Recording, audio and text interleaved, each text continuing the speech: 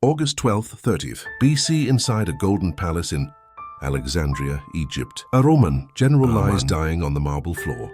His sword is beside him. Blood stains his armor. In his arms, the most powerful woman in the world is crying. Her name is Cleopatra, and the man she's holding is Mark Antony, the love of her life. This is how their story ends. But how did it begin? To understand this tragedy, we need to go back 11 years. To the moment when a queen and a general met for the first time. It was a meeting that would change history forever. The year is 41 BC. The Roman Republic is in chaos.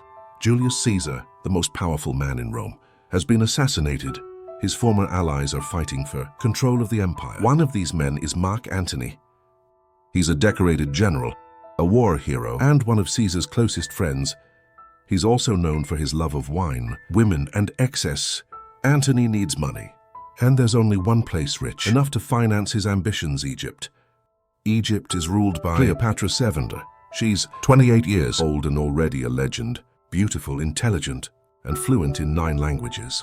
She had once been Julius Caesar's lover. Yes, before Mark Antony, there was Caesar. Cleopatra had seduced the Roman dictator years earlier. She even had his son.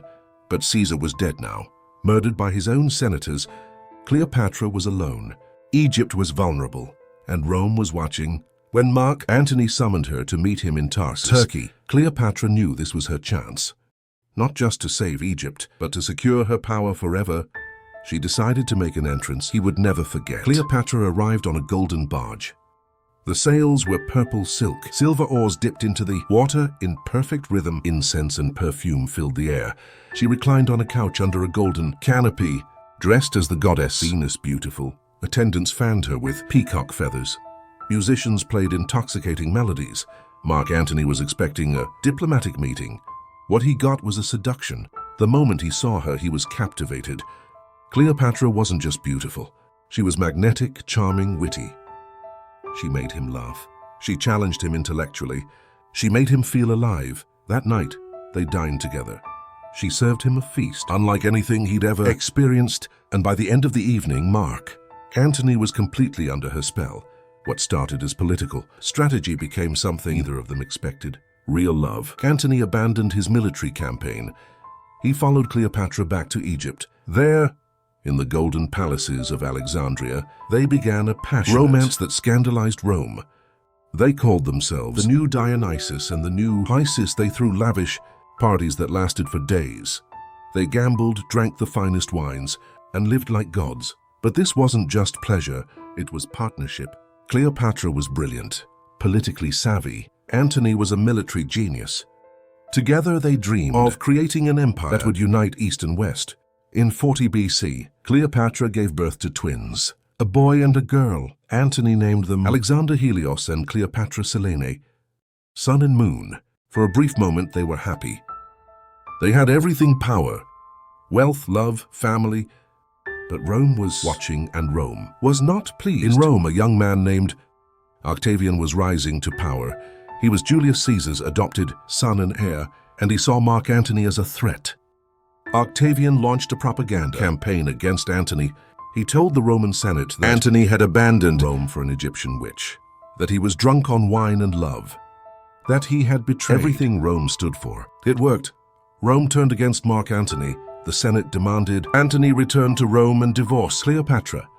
They even arranged a marriage for him with Octavian's sister Octavia. To seal a political alliance, Antony agreed.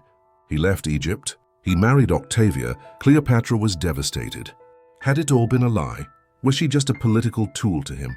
For 3 years, Antony tried to play both sides. He lived in Rome with Octavia, but he couldn't forget Cleopatra. In 37 BC, he returned to Egypt.